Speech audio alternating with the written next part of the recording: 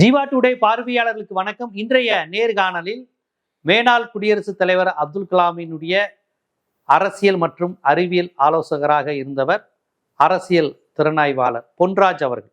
Sir வணக்கம். வணக்கம் sir. என்ன சார் 3 முனை போட்டி 4 முனை போட்டின்னு கடைசியில் 5 முனை போட்டி ஆயிடுச்சு. சசிகலா ராமதாஸ் வேற தனியா ஒரு கூட்டணி அமைச்சிட்டாங்க. இது எப்படி பாக்குறீங்க? அதாவது திமுக, அதிமுக, நாம் தமிழர், விஜய், இப்போ சசிகலா கூட்டணி மாதிரி வந்துருச்சு. எப்படி பார்க்குறீங்க? ஒட்டுமொத்த எலெக்ஷன் டைமென்ஷனே சேஞ்ச் பண்ணக்கூடிய ஒரு கூட்டணியை தான் நான் பார்க்குறேன். ராமதாஸ் அண்டு சசிகலா ரெண்டு பேருமே ஒரு ஸ்ட்ராங்கான ஹோல்டு உள்ளவங்க. இது வரைக்கும் அவங்க அவங்களுடைய பலம் என்னன்னு நம்மளுக்கு தெரியாது.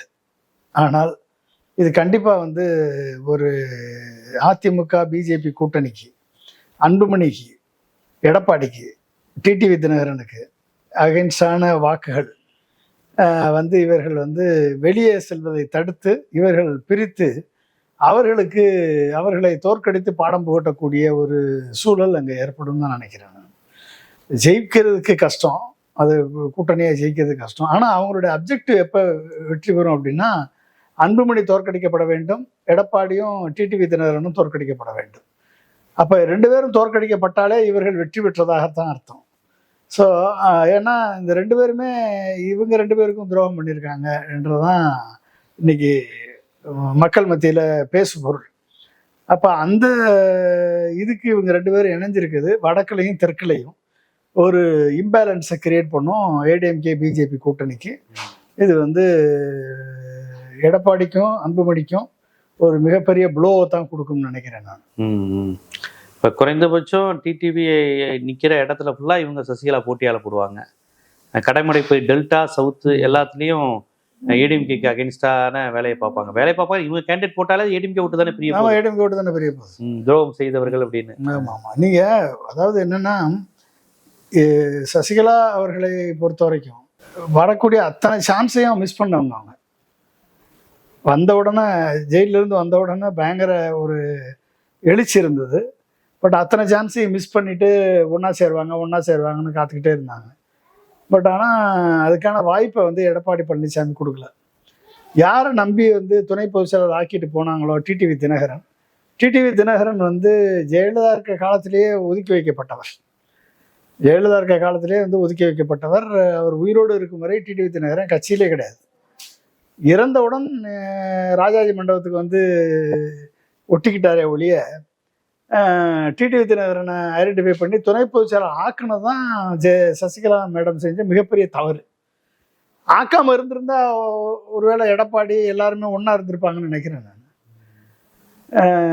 டிடிவி தினகரன் ஆக்குனதுனால தான் எடப்பாடி டிடிவினுடைய ஒரு ஹை ஹேண்டட் பிஹேவியர்னால எடப்பாடியோ மற்ற அமைச்சர்களோ ஒட்டுமொத்தமாக சசிகலாவையும் டிடிவி தினகரனையும் தூக்கி எறிய வேண்டிய ஒரு சூழல் உருவானது.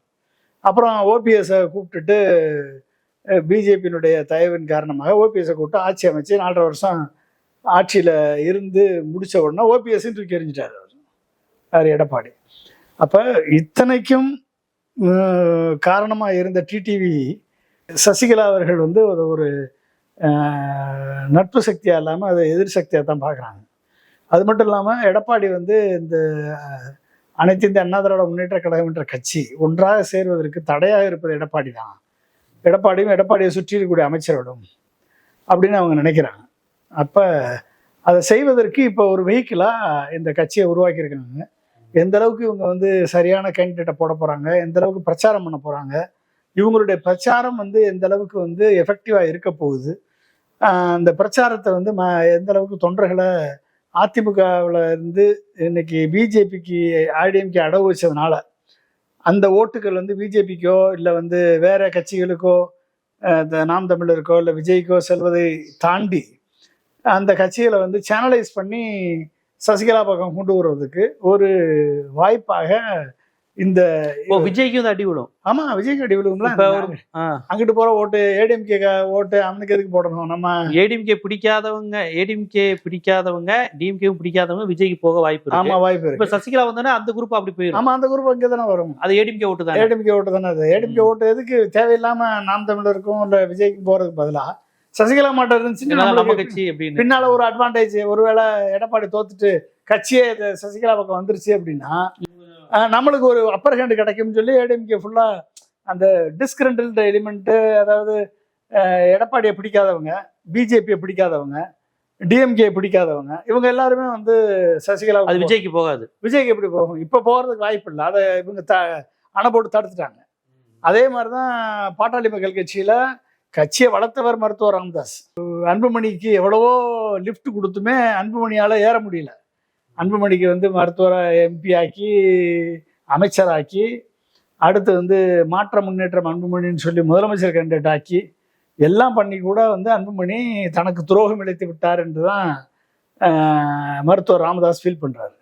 அப்போ கிராமந்தோறும் போய் சென்று கட்சியை வளர்த்த ராமதாஸ் இன்றைக்கு இருக்கக்கூடிய மூத்த தலைவர்கள், திரு ஜி.கே. மணி போன்ற மூத்த தலைவர்கள், இவங்க எல்லாருமே வந்து ராமதாஸ் அவர்கள் பின்னால் இருக்காங்க. அப்போ பாட்டாளி மக்கள் கட்சியில் அந்த வன்னிய ஜாதிய பற்று உள்ள மக்கள் இன்னமும் வந்து திரு மருத்துவர் ராமதாஸ் கூட இருக்காங்க. ஆனா அன்புமணி ஏன்டா தான் கட்சி இருக்கு கட்டமைப்பு அவர் சொல்றாரு, அவர் கட்சி இருக்குன்னு சொல்றாரு. பட் ஆனா அவரு தலைமை பண்பு இல்லைன்னு தானே இப்ப இவ்வளவு பிரச்சனை வந்தது. ஒரு லீட் பண்ணி கூட வர்றவங்களை அரவணைச்சு. ஆனா சின்னத்தை வாங்கிடுறாங்க. சென்ட்ரல் கவர்மெண்ட் அவங்க பக்கம் இருக்கு, தேர்தல் ஆணையம் அவங்க பக்கம். அன்புமணி ஆமா, அது இருக்கு, தேர்தல் ஆணையம் அவங்க பக்கம் இருக்கு, சின்ன அவங்க பக்கம் இருக்கு, எல்லாம் அவங்க பக்கம் இருக்கு. எல்லாம் அவங்க பக்கம் இருந்தப்பே அவங்களால ஜெயிக்க முடியலையே போன எம்பி எலெக்ஷன்ல. அப்ப ராமதாஸ் கூட இருந்தாரு, ஜெயிக்க முடியல. அதனால வந்து இப்ப வந்து ராமதாஸுக்கு, அன்புமணி ராமதாஸுக்கு பாடம் போட்டணும்னா மருத்துவர் ராமதாஸ் தனியா நிக்கணும். நான் முதல்ல இருந்து சொல்லிட்டு வரேன். அதே மாதிரி சசிகலா அவர்களும் தனியா நிக்கணும். எடப்பாடிக்கு பாடம் போட்டோம்னா தனியா நிக்கணும். இவங்க ரெண்டு பேரும் சேர்ந்தாங்க அப்படின்னா அது ஒரு பலம் தான். அது வெற்றி பெறக்கூடிய வாய்ப்பு கிடையாது. பட் ஆனா இது வந்து யார் துரோகம் பண்ணாங்களோ அவங்களுக்கு ஒரு பாடத்தை கற்பிக்கக்கூடிய வகையில் அது இருக்கும். பின்னால இவர்களது இந்த தலைவர்களது ஒரு இம்பார்ட்டன்ஸ் என்னன்றதை புரிய வைக்கிறதுக்கு ஒரு வாய்ப்பாக இது அமையும். இப்படிதான் பாக்குறீங்க. ஆனா சசிகலா அம்மையாருக்கு அதிமுக ஓட் பேங்க் இருக்குன்னு எடுத்துக்கலாமா, வெறுமனே முக்குளத்தோர் ஓட் பேங்க் மட்டும் இருக்குன்னு எடுத்துக்கலாமா? அதிமுக முக்குளத்தோர் ஓட் பேங்க், அது முக்குளத்தோர்னு மொத்தம் முக்குளத்தோர் ஒன்னா இருக்காங்கன்னு நம்ம சொல்ல முடியாது. முக்குளத்தோர்ல டிஎம்கேல இருக்காங்க, ஏடிஎம்கேல இருக்காங்க, எல்லாத்துலயும் இருக்காங்க. ஆனா அவங்களுக்குன்னு ஒரு சாஃப்ட் கார்னர் இருக்கு. எப்படி வந்து ராமநாதபுரம் பார்லிமெண்ட்ரி கான்ஸ்டியூன்சியில் ஓபிஎஸ்க்கு ஒரு சாஃப்ட் கார்னர் இருந்ததோ, ஒட்டுமொத்த ஏடிஎம்கே டெபாசிட் போச்சே. ஆமா, 5 பேர் பன்னீர்செல்வம் போட்டு கூட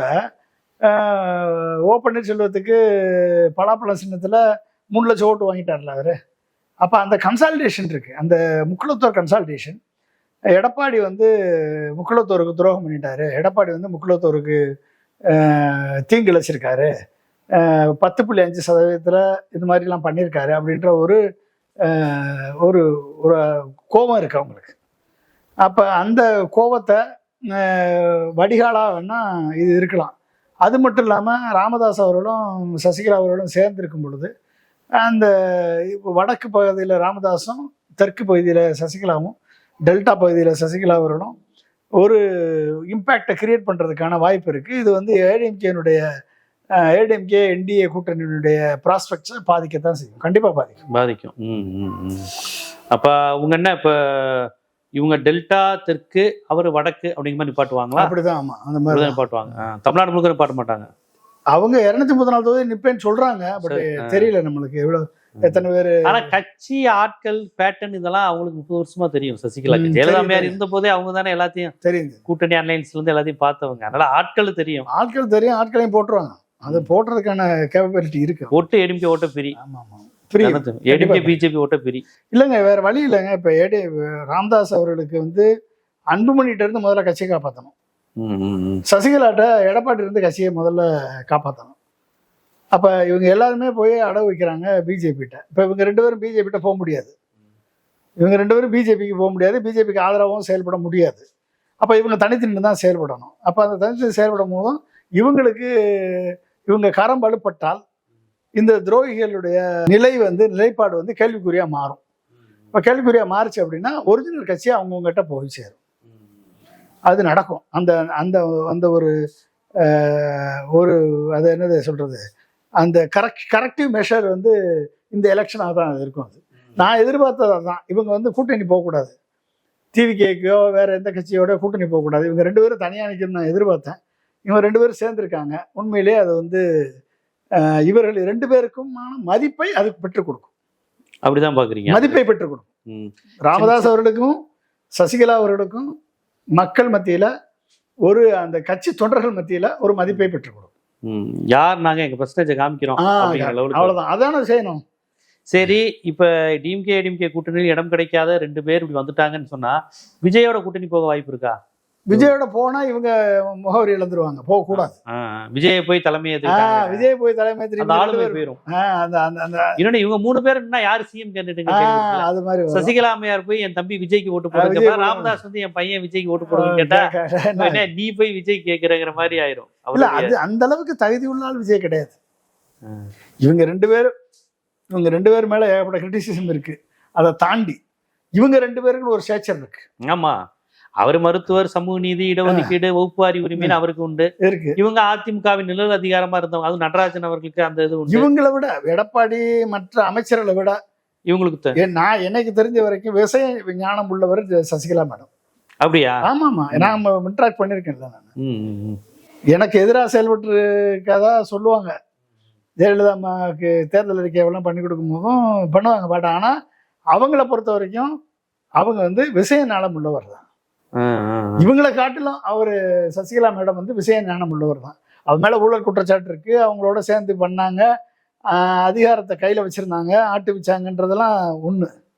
ஆனா யாருக்கெல்லாம் சிம்ம சொப்பனமாக இருந்தாங்க அப்படின்னு நீங்க பாத்தீங்க அப்படின்னா இந்த ஒட்டுமொத்த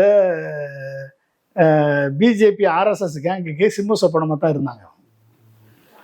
அவங்க இருக்கும் போதும் இந்த சூழல்ல வேற வழி இல்லாம அவங்க வந்து சில காம்ப்ரமைஸ் பண்ணிட்டு அமைதியா இருக்காங்க அப்படின்ற சூழல் வந்து அது இருக்கலாம். பட் ஆனா என்னைய பொறுத்த வரைக்கும் அதிமுகவில் இருக்கக்கூடிய மற்ற அமைச்சர்களை காட்டிலும் விஷயஞானம் உள்ளவர் சசிகலா அவர்கள். அப்படிதான் பாக்குறீங்க? அப்படிதான். ஒரு சப்ஜெக்டை பத்தி சொன்னா பிஜேபி எதிர்ப்புலாம் உண்டா அவங்கள்ட்ட? ஆமா, அது நேச்சரா இருந்ததுனால தானே அவங்க ஷோ எங்க வச்சிருந்தாங்க, ஸ்டேஷன் எங்க வச்சாங்க, ஒவ்வொருத்தரும் எங்க வச்சு ஆட்டி வச்சாங்க அவங்க இருக்கும்போது. Okay okay. அதனால வந்து அந்த திராவிடியன் கான்செப்ட் உண்டுங்கிறீங்க? திராவிடியன் கான்செப்ட் உண்டு. அது மட்டும் இல்லாம இவர் இருக்காருல்ல காஞ்சிராம், எனக்கு எம்என் வந்து நல்லா தெரியும். எம்என் வந்து அங்க டெல்லிக்கு நான் வரும்போது அங்க வந்து அவர் வந்தாருன்னா என்னை கூட்டு வச்சு பேசுவார். அப்ப எம்என் வந்து அந்த காஞ்சிராம், மாயாவதி, அந்த ஐடியாலஜி அவங்கள வச்சு காங்கிரஸுக்கு ஆதரவாகவும் பிஜேபிக்கு எதிர்ப்பாகவும் தான் இருந்தார். கன்சிராம் பாம்ஸ்னு ஒரு அமைப்பு வச்சிருந்தாரு, backward class, schedule caste, minority அமைப்பு ஒன்று வச்சிருந்தாங்க. அதனால அவங்களுக்கு அந்த லீனியன்சி உண்டு, அந்த ஒரு எண்ணம் உண்டு. அதனால வந்து அவர்களை பொறுத்த வரைக்கும் ஒரு அதிமுக அவரிடம் சொல்லுவாங்க ஊழல்னு நீங்க முத்திரை ஊத்துனீங்கன்னா யாராவது மிச்சப்படுவாங்களா? ஊழல்னு முத்திரை ஊத்துனா இவங்க யாரையுமே நம்ம விலக்கி வைக்க முடியுமா சொல்லுங்க பாப்போம்? விலக்கி வைக்க முடியாது. சசிகலா அம்மா மட்டும்தான் ஊழல் பண்ணிட்டாங்க, அவங்க மட்டும்தான் ஜெயிலுக்கு போனாங்கன்னா அப்ப இவங்களாம் யாரு? இவங்க ஊழல் ஜெயிலுக்கு போகலன்றதுக்காக இவங்க வந்து உத்தமர்கள்னா இன்னைக்கு போய் அதிமுக போய் பிஜேபி கிட்ட அடவு வைக்க வேண்டிய தேவை என்ன இருக்கு? எதுக்கு எடுத்தாலும் அமித்ஷாட்ட போய் எடப்பாடி போய் கெஞ்சிக்கிட்டு இருக்க வேண்டிய தேவை என்ன இருக்கு? இப்ப 2 வட்டம் போய் நின்னாரு, காலையில இருந்து பார்க்கல, நைட்டு வரைக்கும் வெயிட் பண்ண வச்சாங்க. ஜெயலலிதா அவர்கள் வீட்டுல வந்து காத்து கிடந்த காலம் போய் ஆமா ஆமா இன்னைக்கு வந்து எடப்பாடி போய் டெல்லியில காத்து கிட வேண்டிய காலம் ஏற்பட்டிருக்கு. அப்படின்னா எப்படிப்பட்ட காலம்? ஆனா அங்க வந்து என்னன்னா, நான் ஒரு 160 சீட்டு குறையாம நான் நிற்பேன், உங்களுக்கு கம்மியா தான் தருவேன் அப்படின்னா என்ன தெரியுமா? நீங்க ஒரு விவேக் ஒரு படத்துல ஒரு வில்லனை மிரட்டுவார்ல, ஒரு மீச வச்சு தெய்வமே வடிவேல் மிரட்டுற மாதிரி அங்க போய் இங்க சத்தமா மிரட்டுறது இங்க தமிழ்நாட்டுல இருந்து. ஆனா அங்க போய் ஐயா சாமி நீ ஏன் நீங்க கேட்குற, நீ அதிகமா இடத்த கேட்காத, அதிகமா இடத்த கேட்டீங்கன்னா ஏடிஎம்கே காரங்களே ஒர்க் பண்ண மாட்டாங்க. நான் 160 சீட்டு குறையா போட்டேன்னா ஏடிஎம்கே காரங்க ஒர்க் பண்ண மாட்டாங்க, கூட்டணி ஜெயிக்காது. நான் ஜெயிச்ச பிறகு ஒட்டுமொத்தமா நாங்க எல்லாருமே உங்களுக்கு அடிமை தானே. பிஜேபி சின்னத்துல நின்னா தான் அடிமையா? நாங்களே ரெட்டலையில நின்று ஜெயிச்சா கூட பிஜேபிக்கு அடிமை தானே. நாங்கள் ஒட்டுமொத்தமாக உங்களுக்கு மிகச்சிறந்த அடிமையாக சேவகம் செய்வோம், எங்களை அலோவ் பண்ணு, 160 சீட்டுக்கு அலோவ் பண்ணுன்னு சொல்லி அங்கே போய் பேசுறது. இங்கே வந்து நான் அதெல்லாம் 4 நாளில் கூட்டணி முடிச்சிடும், 4 நாளில் பேசி முடிச்சிடும்னு வந்து இங்கே வந்து பேசுறது. இதெல்லாம் தெரியாமையா இருக்கு நம்மளுக்கு. ஸோ இந்த கூட்டணி கண்டிப்பா பிஜேபி கூட்டணியை அடிச்சு நொறுக்கிறதுக்கு யூஸ் ஆகும். கண்டிப்பா அது வந்து பிஜேபி கூட்டணிக்கு ஒரு பின்னடைவு, கண்டிப்பான பின்னடைவு இருக்கு. அவர்கள் எய்ம் பண்ணக்கூடிய ஓட்டு சமீபத்தில் சசிகலாட்ட பேசுனீங்களா? அந்த மாதிரி இல்லை நீங்க? இல்லை, நான் பேசல. அவங்களும் பேசல, நானும் பேசல. நான் சொல்றேன், நான் பழைய ஜெயலலிதா அம்மா இருக்கும் போது இருந்த பழக்கம் தான் ஒழிய மற்றபடி எனக்கு ஏன்ட நேரடியா இது வரைக்கும் நான் பேசவும் இல்லை, நான் கலந்து ஆலோசிக்கவும் கிடையாது. கண்டிப்பா. இப்போ இந்த நிலையில் விஜய்யுடைய கான்செப்ட் எப்படி இருக்கும்? 234 தொகுதி தனித்து நிற்க போறாருங்கிற மாதிரி சொல்லியிருக்கிறாங்க. 234 தொகுதி அவருடைய கேண்டிடேட்ஸ் எப்படி இருப்பாங்க? அதாவது ஊழலற்றவர்கள், இவங்கள மாதிரி ஆட்கள்லாம் இல்லாமல் நாங்கள் தூய்மையானவர்களாக நிறுத்த போகிறவங்க மாதிரி சொல்கிறாங்க. ஆனால் அவர் அப்படி சொல்ல, 24 தொகுதி நான் தான் நிற்கிறேன் மாதிரி தான் சொல்கிறாரு. இவங்களுடைய வேட்பாளர் தேர்வு எப்படி இருக்கும்? ஒரு சாத்தூர் ராமச்சந்திரன் இருக்கிறாரு, ஒரு ஜெயக்குமார் இருக்கிறாரு, அன்பில் மகேஷ் இருக்கிறாங்க, ஏவா வேலு இருக்கிறாங்க, கோகுலேந்திரா இருக்கிறாங்கன்னு இந்த முகங்களுக்கு மத்தியில் இவங்க எப்படிப்பட்ட ஆட்களை நிறுத்துவாங்க? இவங்க அவங்களுடைய ரசிகர்களை தான் நிறுத்த முடியும், வேற ரசிகர்களை தான் நிறுத்த முடியும். ரசிகர்கள் மக்களுக்கு அபிமானம் பெற்றவங்களா இருப்பாங்க. ரசிகர்கள் மத்தியிலையுமே வந்து இப்போ ஏகப்பட்ட பிரச்சனைகள் வந்துட்டு இருக்கு. இப்போ எத்தனை பேரை இவங்க கேண்டிடேட் அப்ளை பண்ணியிருக்காங்க, 234 தொகுதிக்கும் எத்தனை பேர் அப்ளை பண்ணியிருக்காங்க, ஒவ்வொரு தொகுதிக்கும் எத்தனை பேர், ஒருத்தரா 2 பேரா 3 பேரா, அவங்க கிரெடிபிலிட்டி என்ன, அவங்களுடைய கெப்பாசிட்டி என்ன, அவங்க எலிஜிபிலிட்டி இருக்கா இல்லையா, இது எல்லாத்தையும் பார்க்கறதுக்கான ப்ராசஸ் நடக்குதானே தெரியலையே. அந்த ப்ராசஸ் வந்து இப்போ நீங்கள் ஏடிஎம்கே ஆஃபீஸ் போங்க, டிஎம்கே ஆஃபீஸ் போங்க, எல்லா இடத்துலையும் candidate seat allotment, candidate selection எல்லாம் போயிட்டுருக்கு. ஈவன் சசிகலா அலுவலகத்திலே பயங்கரமான கூட்டம், அவங்க அலுவலகத்திலே பயங்கரமான கூட்டம், சீட்டுக்கு அப்ளை பண்ணி கூட்டம் இருக்குது. இங்கே எங்கே இருக்குன்னு தெரியலையே, நம்மளுக்கு என்ன நடக்குதுன்னே தெரியல. மேபி புஷ்யானந்த் எல்லாம் செலக்ட் பண்ணி வச்சுட்டாரா, இல்லை ஆதவ ஒரிஜினை செலக்ட் பண்ணி வச்சுட்டாரா அப்படின்னு நம்மளுக்கு தெரியாது. ஸோ இவங்க எப்படிப்பட்ட ஆளுங்களை நிறுத்த போகிறாங்க? வந்து மக்கள் செல்வாக்கு பெற்றவர்களா, இல்லை வந்து இந்த மாதிரியான அவுட்புட் நம்மளுக்கு. சென்னையை ஃபோக்கஸ் பண்ணுறாங்களாமா? சென்னை திமுக கோட்டைங்கிறத உடச்சி தள்ளுறேன் அப்படிங்கிற மாதிரி விஜய் கட்சியினர். புஷியானந்த் நிற்க போகிறாரு, ஆதவ அர்ஜுனா, விஜய் எல்லாருமே சென்னையில் தான் நிற்பாங்கங்கிறாங்க. ஏன் டெல்லியே ஃபோக்கஸ் பண்ணலாமே, என்ன இருக்கு? எங்க வேணாலும் ஃபோக்கஸ் பண்ணலாம். ஃபோக்கஸ் பண்றது என்ன குறையா இருக்கு? ஜனநாயக நாட்டில் யார் வேணாலும் எங்க வேணாலும் ஃபோக்கஸ் பண்ணலாம், யார் வேணாலும் ஃபோக்கஸ் பண்ணலாம், எதை வேணாலும் ஃபோக்கஸ் பண்ணலாம். மக்கள் மத்தியில போகணும், ஓட்டு வாங்கணும், அவங்க நம்பிக்கையை பெறணும், இதெல்லாம் இருக்கா இல்லையா? ஒவ்வொரு பூத்துக்கு ஒரு 50 ஓட்டு 100 ஓட்டு கிடைக்கும், அது இல்லாம இருக்காது. ஆனால் வெற்றி பெறுமா, அது வெற்றிக்கான வாக்காக மாறுமா அப்படின்றது கொஸ்டின் இருக்கு. அதை மாத்துறதுக்கு விஜய் இதுவரைக்கும் என்ன பண்ணிருக்காரு அப்படின்ற கொஸ்டின் இருக்கு. இப்ப பனையூர்ல கேண்டிடேட் தேடுறது நிக்கிறது இருக்கட்டும், ஃபர்ஸ்ட் கேண்டிடேட் யாரு, கேண்டிடேட் யாருன்னு அந்த பதட்டம் இருக்கு அவங்கள்ட்ட. ஆமா, பதட்டம் இல்ல, நிக்கிற மாதிரியே தெரியலையே. 214 தொகுதியில ஆள் நிப்பாங்களான்னு தெரியல. இவங்களும் கூட்டணி வச்சு பார்த்து எப்படியாவது போயிடலாம்னு சொல்லி ட்ரை பண்ணி பார்த்தாங்க. பிஜேபி கூட கூட்டணி ட்ரை பண்ணி பார்த்தாங்க. ஏடிஎம்கேல 90 சீட்டு கேட்டு பார்த்தாங்க. 2.5 வருஷம் சீஃப் மினிஸ்டர்னு முடியாதுன்னு சொல்லிட்டாரு எடப்பாடி. அப்படின்றத இவங்க என்னமோ அவங்க ஆஃபர் பண்ணதாகவும் இவங்க வேணாம்னு சொன்னது மாதிரியும் பேசியிருக்கேல. பேசியிருக்காங்க இவங்க. பாஜக பக்கத்துல வராதுன்னு சொல்லணும், உட்காந்து பேசிட்டு 90 சீட்டு கேட்டாங்கன்னு சொன்னா பேச்சுவார்த்தை நடந்திருக்கு தானே அர்த்தம். அப்ப கொள்கை எதிரியோட எப்படி பேச்சு? பாஜக எப்படிங்க எங்களோட பேசும்? கம்யூனிஸ்ட் கட்சி பாஜக பேசுமா, விடுதலை சிறுத்தைகள் பேசுமா, திமுக அவ்வளவு தெளிவா இருக்கிறாங்க. அப்ப உன்கிட்ட பேசியிருக்கானா என்ன அர்த்தம்? உனக்கு தெரிஞ்சிருக்கு அது தெரிஞ்சானா பிஜேபி பேசி இருக்காங்க. நீயும் 90 சீட்டு 2.5 வருஷம் வரையும் கேட்டிருக்கிய, அது வரைக்கும் போய் பேசிருக்கேன். அப்புறம் என்ன பேசிட்டு நாங்க கூட்டணி வைக்கலன்னு பேச தள்ளில விட்டுருக்கணும் நீ. அது வந்து நீங்க வந்து விஜய் பெரம்பூர்ல நிப்பாருங்கிறாங்க. அப்படியா? சென்னையில அவர் பனையூர்ல நிப்பாரு. பனையூர்ல நிப்பாரு. பனையூர் பெரம்பூர்னா எங்க இருக்குன்னு தெரியணும்ல. பெரம்பூர்ல போய் நிக்கலாம், நின்று நீங்க எங்க நின்னாலும் ஜெயிக்க மாட்டோம்னு தெரிஞ்சு அவரா நிப்பாரான்னு எனக்கு தெரியல. ஜெயிக்க மாட்டோம்னாலும் சரிங்க, நீ ஜெயிக்கிறதுக்கு 35% ஓட்டுக்கு மேல வாங்கணும். 35% ஓட்டு வாங்குற அளவுக்கு விஜய்க்கு எங்க செல்வாக்கு இருக்கு, சக்தி இருக்கு. எல்லா இடத்துலயும் காமனா ஒரு இளைஞர்கள் ஓட்டு இருக்கு, இந்த ரசிகர்கள் ஓட்டு, இளைஞர்கள் ஓட்டுன்னு சொல்ல முடியாது, அவங்களுடைய ரசிகர்கள் ஓட்டு இருக்கு. ஆனா பொதுமக்கள் ஓட்டை வாங்குற அளவுக்கு நீ என்ன தகுதியான ஆளு? ஒரு தகுதின்னு வேணும்ல. என்னைக்கு வந்து கட்டின மனைவிக்கும் நீ உண்மையா இல்லை, பிள்ளைகளுக்கு உண்மையா இல்லை, அப்பா அம்மாவுக்கும் உண்மையா கிடையாது, நீ எப்படி வந்து மக்களுக்கும் இளைஞர்களுக்கும் உண்மையா இருப்ப நீ? அப்போ உனக்கு ஓட்டு போடணும், ஏடிஎம்கே சரியில்லை டிஎம்கே சரியில்லை அப்படின்னு நினைச்சவங்க கூட இவனுக்கு ஓட்டு போட்டா நம்ம எதிர்கால சந்ததியே பாழாயிருமேன்ற ஒரு சிந்தனை மக்களுக்கு வரத்தனை செய்யும். அப்ப அதுக்கு என்ன பதில் சொல்ல பாருங்க? என்னைக்கு வந்து கட்டிய மனைவி குற்றச்சாட்டு சொல்றாங்க, நல்லவே இல்லைன்னு சொல்றாங்க, ஒரு நடிகையோட தொடர்பு இருக்குன்றாங்க, பிள்ளை வந்து எங்க அப்பா மாதிரி ஒரு அயோக்கியம் இல்லைன்னு சொல்றாங்க, பெத்த பிள்ளை, பொண்ணு எங்க அப்பாவோட இருக்க மாட்டேன், நான் ஹாஸ்டல்ல கூட இருந்துட்டு போயிடுவேன்னு சொல்லுது அந்த பொண்ணு. அப்பா அம்மா பேச்சை கேட்கறதுக்கு அப்பா அம்மா பேச்சை கேட்குற மாதிரி விஜய் கிடையாது. ஸோ இப்படி இருக்கக்கூடிய ஒரு ஆளை எப்படி வந்து ஒரு குடும்பத்தில் ஒருத்தனா ஏற்றுக்குவாங்க தமிழ்நாட்டு மக்கள்?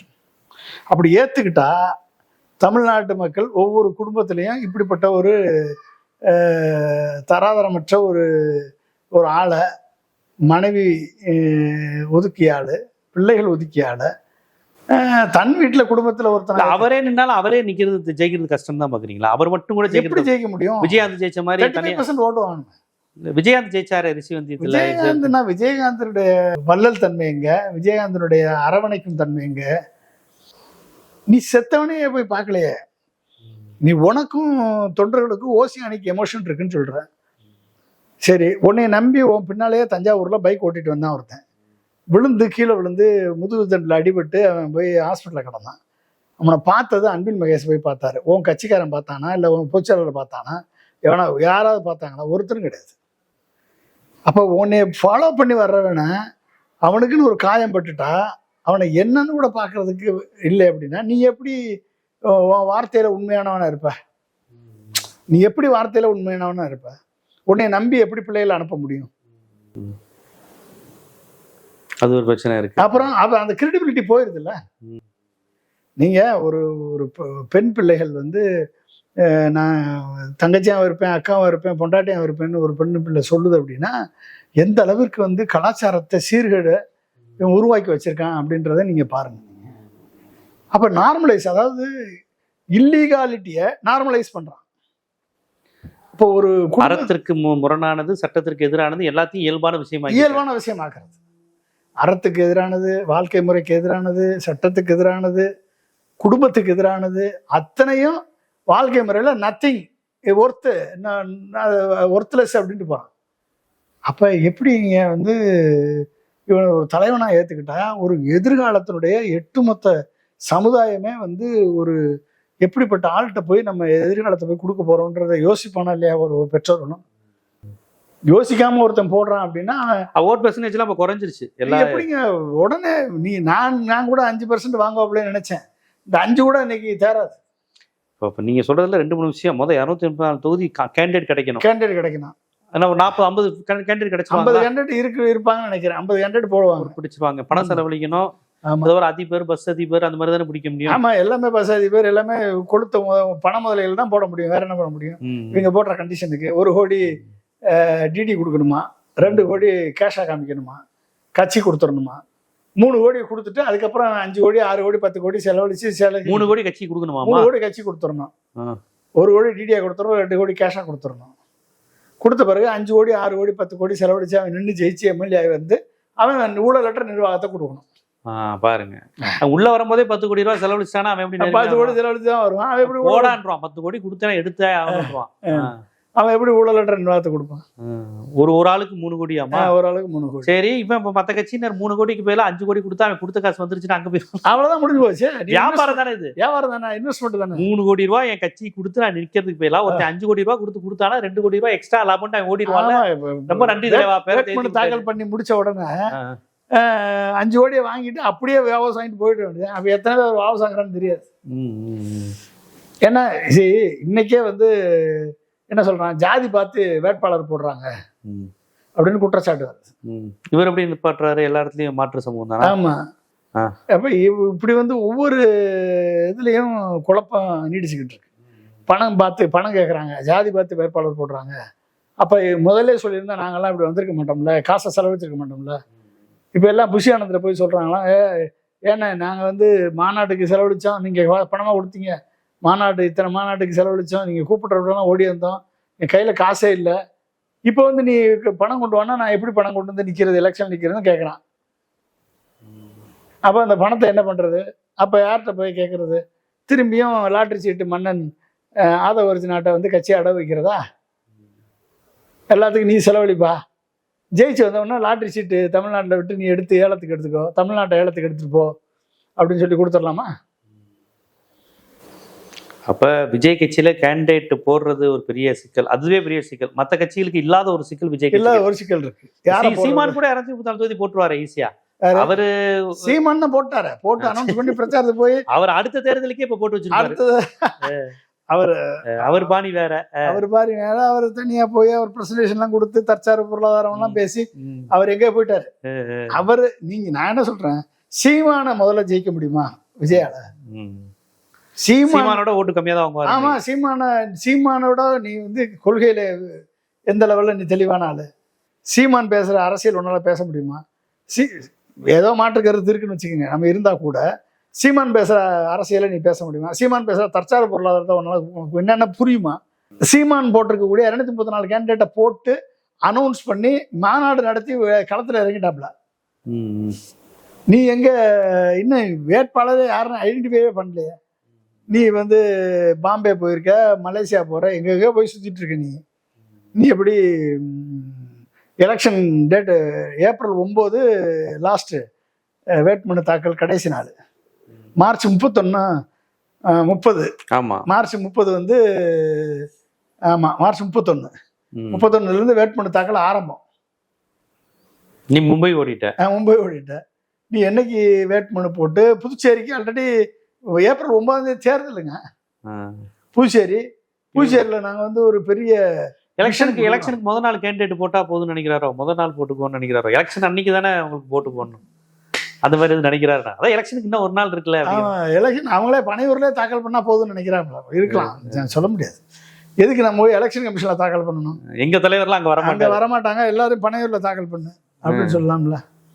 பனையூர்ல கூட டைரக்டா போடுங்க, எல்லாரும் எல்லா கட்சிக்காரன் அத்தனை பேர் வா பனையூர்ல தாக்கல் பண்ணு, பனையூர்லயே உன்னை கேண்டிடேட் அனௌன்ஸ் பண்ணிடுறேன் அப்படின்னு சொல்லிட்டு போயிடுவாங்க. அவங்கள அங்க தாக்கல் பண்ண முடிஞ்சு வச்சுட்டு போயிடுவாங்க. எங்க ஊர்ல பேரை காணும், கடைசியில லிஸ்ட்ல பேரை காணும்யா, அந்த லிஸ்ட் அங்க பனையூர்ல ஒட்டியிருக்கோம்ப்பா, அந்த லிஸ்ட்ல தான் இருக்கு பேரு. என்னது சொல்றது? அப்போ பனையூர்ல இவங்க எந்த மாதிரி கேண்டிடேட் லிஸ்ட் ரெடி பண்ண போறாங்கன்னு தெரியல. பாப்போம். 5 முனை போட்டி பாஜக கூட்டணிக்கு தான் பாதகமா அமைய போகுது. விஜய் போன்றவர்கள் என்ன செய்ய போறாங்க அப்படிங்கிறத ரொம்ப விரிவா ஒரு அரசியல் இத்தனை ஆண்டு காலம் தேர்தல் வேலைகள் பார்த்துருப்பீங்க. தேர்தல் குறித்து நுட்பமான விஷயங்கள் தெரிஞ்சிருக்கும். ரிசல்ட்டை பற்றிய ஆய்வுகள் முடிவுகள்லாம் வந்திருக்கும். ஒவ்வொரு தேர்தல் முடிவுக்கு அப்புறமும் இதே மாதிரி உட்காந்து பேசியிருப்பீங்களா, எதனால இது தோத்துச்சு, எதனால அது தோத்துச்சுன்னு. இந்த அனுபவங்கள்லாம் வைத்து இந்த புதிய கட்சிகள் எப்படி பாக்குறீங்க, சசிகலா ராமதாஸ் அலைன்ஸ் எப்படி பாக்குறீங்கன்னு ரொம்ப விரிவா சொன்னீங்க. மிக்க நன்றி. மிக்க நன்றி. தேங்க்யூ.